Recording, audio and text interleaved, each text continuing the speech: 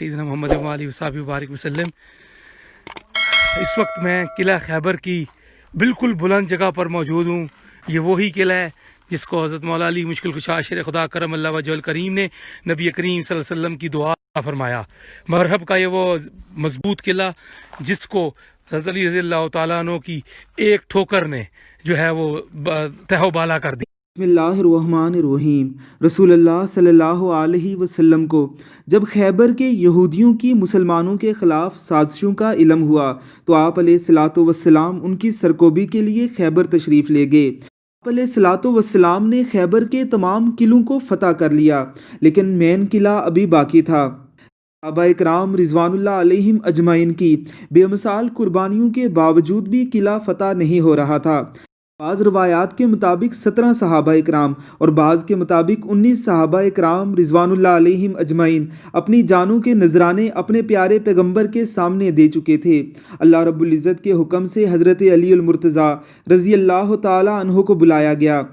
रज़ी अल्लाह ताला अन्हु ने हज़रत मोहम्मद मुस्तफ़ा सल्लल्लाहु अलैहि वसल्लम से आँखों के दर्द का बयान फरमाया।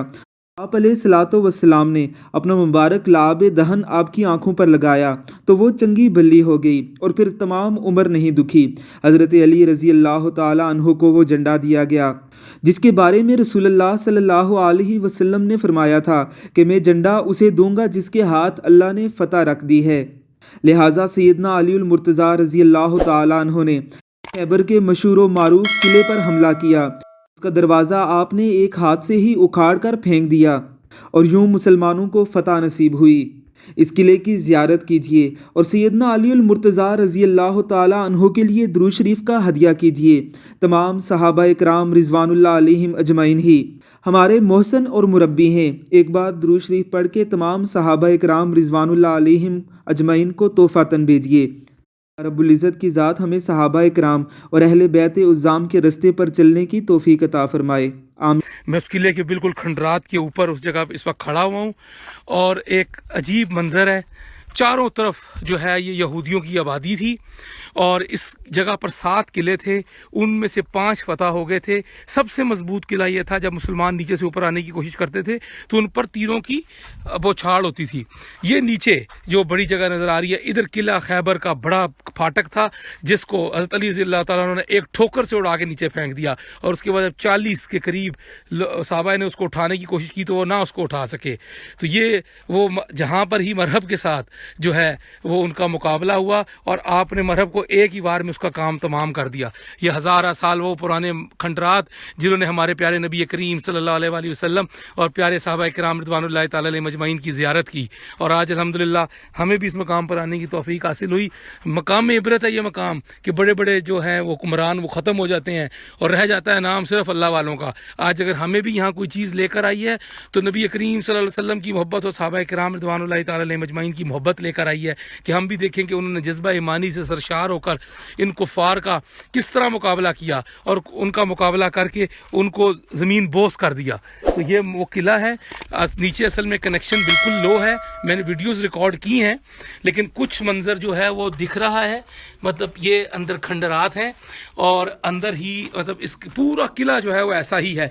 ये वो जगह हैं जहाँ से हमला आवर होते थे, इन जगहों में छुप छुप कर वो हमला आवर होते थे। आइए देखिए नीचे कारें खड़ी हैं तो ये कितना हम ऊपर इस वक्त आए हैं और ये किला काफ़ी हद तक जो है सारी बात है वो बोसीदा भी है और किस किस्म की यहाँ पे उसकी कोई आसार क़दीमा के हवाले से इसकी कोई वो ख्याल नहीं रखा जाता। बहरहाल आप अंदाज़ा लगाएं किस तरह लकड़ियों के साथ मजबूती के साथ इस किले को बनाया गया और इस किले में जगह जगह पर जो है ये एक और इसका किले का मकाम है।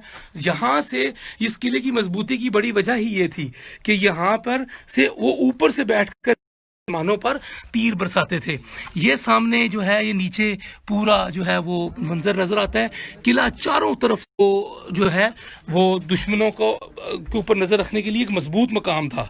तो जो है सुबह अल्हम्दुलिल्लाह जगह की ज़ियारत हुई और नबी करीम सल्लल्लाहु ताला अलैहि वसल्लम के प्यारे सहाबा इकराम रिज़वानुल्लाह ताला अलैहिम अजमाइन ने जिस हिम्मत और जज्बे के साथ इस जगह पर यहूदियों को घुटने टेकने पर मजबूर किया وہ اس لیے بھی قابل دید ہے کہ آج بھی یہودیوں کی جو کتابیں ہیں اور آج جدید جو وارفیئر ہے اس کے اندر جب ذکر ہوتا ہے تو قلعہ خیبر میں حضور نبی کریم صلی اللہ علیہ وسلم کی حکمت عملی کا ضرور ذکر کیا جاتا ہے. یہ حکمت عملی تو بے شک اللہ سبحانہ و تعالیٰ نے جو نبوت آپ کو عطا فرمائی تھی اس کا فیضان تھا، لیکن دیکھنے کی بات یہ ہے کہ انسان کو اللہ سبحانہ و تعالیٰ کہ جب اس کا لیڈر، اس کا قائد عظیم ہو تو انسان کو کتنی ہمت ہوتی ہے. ہم اتنی دور مدینہ منورہ سے چلے، اتنا پرخطر اور سخت سفر طے کر صحابہ کرام رضوان اللہ تعالی علیہ مجمعین 1600 کی تعداد میں اس جگہ پر پہنچے. کسی دوسرے دشمن کے پاس جا کر اس کے گھر میں اس کے اوپر حملہ کرنا، اور وہ بھی نیچے سے اوپر کی طرف.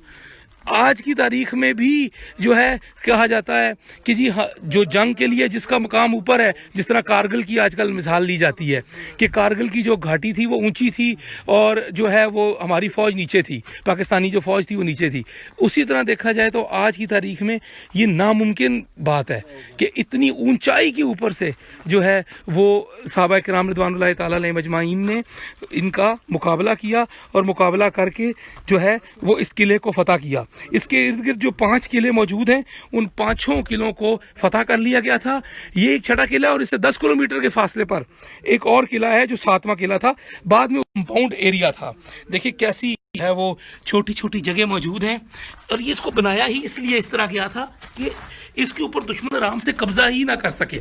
تو الحمدللہ آج ہمیں حضرت علی رضی اللہ تعالیٰ عنہ کی یہ جو ہے عظیم جو فتح کی جگہ دیکھنے نصیب ہوئی. نبی کریم صلی اللہ علیہ وسلم کی دعاؤں کی ان فضاؤں میں مہک آج بھی محسوس ہوتی ہے. ہمارے پیارے نبی کریم صلی اللہ علیہ وسلم نے جو دعائیں فرمائیں بے شک اللہ سبحانہ تعالیٰ ان کی امت کو بھی اس میں سے حصہ عطا فرمائے گا انشاءاللہ. اور یہ پیاری جگہ جو ہے اس کی اندر ایک اور روحانیت اور کیفیت والی بات یہ ہے کہ جب اضطراب کے اندر انسان دعا مانگتا ہے تو اس کی دعا مانگنے کا ایک اور عالم ہوتا ہے. ایک خوشی کے وقت مانگی جاتی ہے، ایک اضطراب اور تکلیف میں مانگی جاتی ہے. تو بے شک جب 1600 صحابہ کرام رضوان اللہ تعالیٰ علیہ مجمعین کے ساتھ نبی کریم صلی اللہ علیہ وسلم نے اس جگہ پر حملہ کیا تو بے شک آپ صلی اللہ علیہ وسلم اللہ سبحانہ و تعالیٰ کی بارگاہ میں جس طریقے سے دعا گو ہوں گے وہ بھی ایک منظر ہوگا. ان شجر نے، ان حجر نے، وہ سب دعائیں جو دہن نبوت سے نبی کریم صلی اللہ علیہ وسلم کے مبارک لبوں سے نکلیں، ان سب کی نبی کریم صلی اللہ علیہ وسلم کی ان سب دعاؤں کی یہ جو درخت ہیں، یہ جو شجر ہیں، یہ حجر ہیں، وہ سب گواہی دیں گے. اور نبی کریم صلی اللہ علیہ وسلم کی ان سب نے زیارت کی ہے. تو آج ہم بھی اسی نیت سے زیارت کر رہے ہیں کہ پیارے نبی کریم صلی اللہ علیہ وسلم کی جن چیزوں نے زیارت کی آج ہم ان کو دیکھ کر اپنے قلوب کو خوش کر رہے ہیں. وآخر دعوانا الحمدللہ رب العالمین.